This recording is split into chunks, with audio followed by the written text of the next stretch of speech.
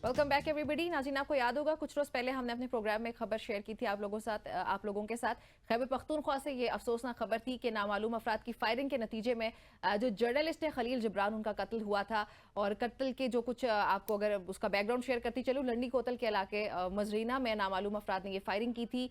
और press club के जो सदर हैं खलील जिब्रान, जो पेशावर के या आप कह सकते हैं लंडी कोतल प्रेस क्लब के साबिक सदर खलील जिब्रान को फिर कत्ल कर दिया गया था। और घर जा रहे थे उस वक्त ये उनके कुछ फासले पर कार खराब हुई और इसी दौरान कार में सवार मुल्जिमान ने खलील जिब्रान को गाड़ी से उतार कर गोलियां मारी थी और फरार हो गए। लेकिन उस पर कुछ पेशरफ्त भी हुई है, वो खबर जी हाँ, अगर आप उसके हवाले से निबरा ये है कि अब एक तो उनका कत्ल हो गया, ये तो बैकग्राउंड हमने शेयर किया, वो हमने मेरे ख्याल प्राइम भी किया था, लेकिन अब उनकी फैमिली को भी धमकियां मिल रही हैं। ये क्वाइट अनफॉर्चुनेट है कि साफ़ी खुद तो सेव नहीं है हमारे मुल्क में, लेकिन अब उनकी फैमिलीज तक भी मामलात जाना शुरू हो चुके हैं। फैमिली को धमकियां मिलना इट्स क्वाइट अलार्मिंग के एक तो वो गम में हैं खलील जिब्रान के, और उसके बाद उनको धमकी भी मिल रही है। बिल्कुल ऐसे ही है जी। अरशद मलिक इस वक्त हमारे साथ मौजूद है पेशावर प्रेस क्लब से। अरशद साहब, अस्सलाम वालेकुम। वालेकुम सलाम। अरशद साहब, सबसे पहले तो मैं चाहूंगी कि प्लीज हमें अपडेट कीजिएगा इस केस के हवाले से। खलील जिब्रान साहब के कत्ल को भी काफी दिन हो चुके हैं, अभी तक केस में क्या पेशरफ्त है? क्योंकि जो कल खबर हमारे सामने आई है वो इंतहाई अफसोसनाक है कि उनकी फैमिली को भी अब टारगेट किया जा रहा है, उनकी बेटियां तक सेफ नहीं है। बहुत शुक्रिया जी। असल में सूरत हाल ये है कि खैबर पख्तूनख्वा के मुख्तलिफ इलाके जो हैं इस वक्त यहाँ पे जो टीटीपी के लोग हैं वो मौजूद हैं। डिफरेंट टेररिस्ट ग्रुप्स जो हैं वो यहाँ पे मौजूद हैं। अब जो इनका इलाका है लंडी कोतल का, यहाँ पर भी एक ग्रुप मौजूद है और वो मुख्तलिफ कार्रवाइयाँ करता रहता है। सिक्योरिटी फोर्सेस उनके साथ इंगेज रहते हैं।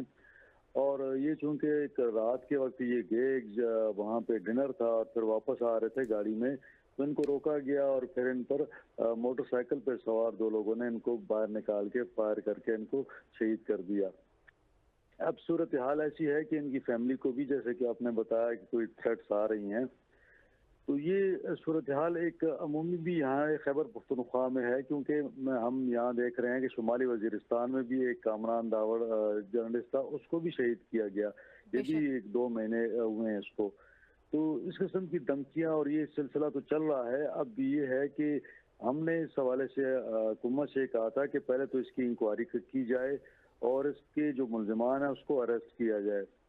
अब पुलिस का ये मौकफ है कि चूंकि पुलिस को इस्लामाबाद हाई कोर्ट ने पूरे पाकिस्तान में पुलिस को रोक रखा है कि वो टेलीफोन का अरशद अजीज साहब, सॉरी मैं इंटरप्ट करूंगा, लेकिन हमें ये भी खबरें मिली हैं कि उनकी फैमिली को भी अब धमकाया जा रहा है, तो ये कितना अनफॉर्चुनेट है? और इसके हवाले से कुछ डेवलपमेंट्स हुई हैं? कोई आपने हुकाम बाला से रब्ता किया?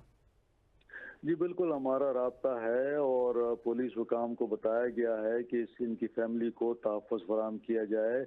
उस हवाले से डीपीओ जो हैं खैबर के, उनको बता दिया गया है ताकि वो इनकी सिक्योरिटी का बंदोबस्त करें और अगर वहाँ पे कोई इशू हो तो उसकी फैमिली को किसी और जगह शिफ्ट किया जाए। ये हमने रिक्वेस्ट ऑलरेडी कर चुके हैं हम। अच्छा अरशद साहब, यहाँ पे देखें दो चीजें हमारे सामने आती है ना। अगर ये जो धमकियां मिल रही हैं, चले वो तो कातिल का जो भी कत्ल करने वाले उस वाले ग्रुप की तरफ से उनको मिल रही है, उनकी फैमिली को, लेकिन पुलिस के अगर दूसरी एंड पे देखें, वहां से अभी तक कानूनी एतबार से कहां तक कोई पेशरफ्त हुई है? देखिए, उसमें 2 चीज़ें होती हैं। एक तो मैनुअली जो वहाँ पे इंक्वायरी होती है, तहकीकात होती हैं, वो चल रही हैं। उनके साथ जो साथी था वकील एक गाड़ी में, उससे चूँकि वो उससे तहकीकात जारी हैं। साथ साथ पुलिस को कुछ डाटा चाहिए। डाटा जो है वो आजकल आपको पता है कि इस्लामाबाद हाई कोर्ट ने एक फैसला दिया है कि आप टेलीफोन का सीडीआर, उसकी जो दीगर अपने अगर कोई नंबर आपको चाहिए वो नहीं मिल रहे। तो जब तक पुलिस को टेलीफोन का डाटा नहीं मिलेगा कि क्या किसी ने इनको कॉल की थी और फिर कॉल के बाद उसका पूरा एक डाटा हो कि किससे राब्ते में थे, कौन इनको रिंगे कर रहे थे, तो तब तक वो ट्रेस करना उनके लिए मुश्किल हो रहा है। तो उम्मीद है कि पुलिस अदालत के थ्रू ये परमिशन लेगी और सर जो कंपनी है वहाँ से रिकॉर्ड निकलेगा ताकि उसका जो टैगिंग होती है, जो फेंसिंग होती है, वो भी उसके बगैर नामुमकिन है कि वहाँ पे उस वक्त कौन से लोग मौजूद थे। तो पुलिस को इस हवाले से मुश्किलात हैं, लेकिन मेरा ख्याल में कि वैसे उसूली तौर पे सर पुलिस को इतना मजबूर नहीं होना चाहिए, क्योंकि ये वो अदारा जो इंसाफ फराहम करता है, और जिस तरह आप बता रहे हैं उस तरह तो ये लग रहा है कि पुलिस तो हमारी पता नहीं जैसे कोई 18वीं सदी में रह रही है। अच्छा खैर, ये भी बताइएगा सीएम साहब कुछ नहीं, इसमें थोड़ा सा मैं आपको बता दूं कि पाकिस्तान में इस्लामाबाद हाई कोर्ट ने तमाम एजेंसियों को, ISI, MI, special branch, police, CTD सबको रोक रखा है कि वो टेलीफोन का डेटा नहीं ले सकते किसी भी कंपनी से। ये तो बहुत बड़ा इशू चल रहा है पाकिस्तान में। इस पे इसकी वजह क्या है? क्योंकि ये तो जियो फेंसिंग अगर आप करेंगे तो आपको टेलीफोन का डाटा बड़ी आसानी से मिल सकता है। इसमें क्यों रोका गया है?